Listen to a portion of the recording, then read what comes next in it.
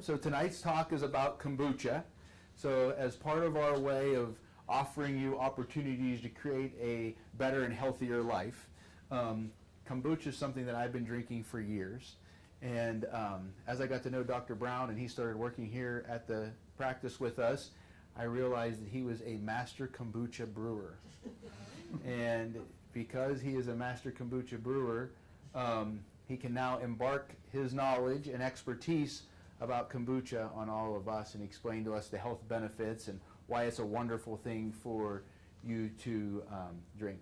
So I don't want to steal his thunder, but to give it a little bit of an introduction, current research is telling us very, very amazing things about what is called your microbiome.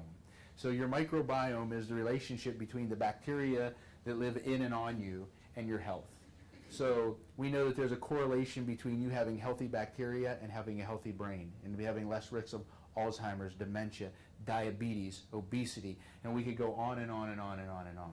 So literally the bugs that are in us and on us are extremely important, not just for you digestively, which is what everybody thinks about, but literally how your immune system functions, how your brain functions, how much inflammation is in your body, whether you retain weight or lose weight, or whatever it is that your goals are. So I'm going to let Dr. Brown take over from here, and he can be the kombucha expert. So I wanted to start out, before we get into kombucha and how to make it and what all the benefits it does, I just wanted to start out by, kind of discussing why we need to have this conversation now, right? I mean, we've lived for thousands of years without talking about our microbiome or our gut bacteria.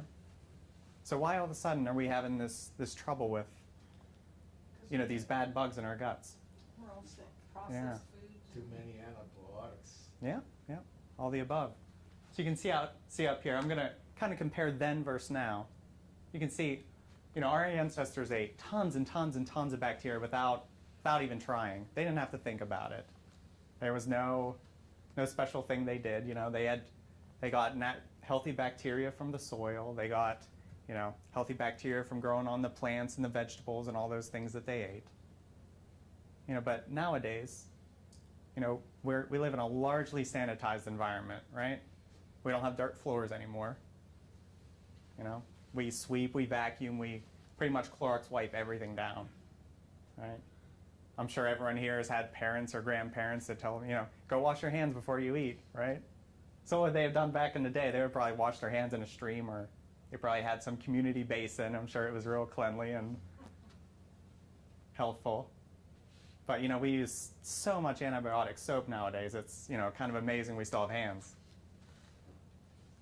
But so we consume sterilized food. We add all kinds of preservatives to all our foods. You go to a grocery store, anything in the center of the store, just covered with preservatives.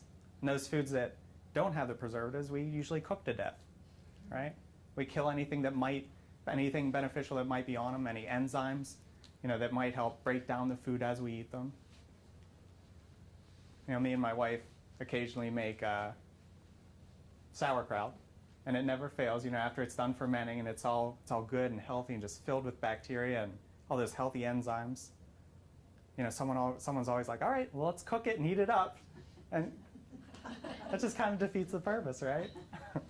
So we go back to sterilizing, and so we need to incorporate more foods in our diet, some more raw foods. I'm sure it's not often that we go a whole day with just eating raw foods.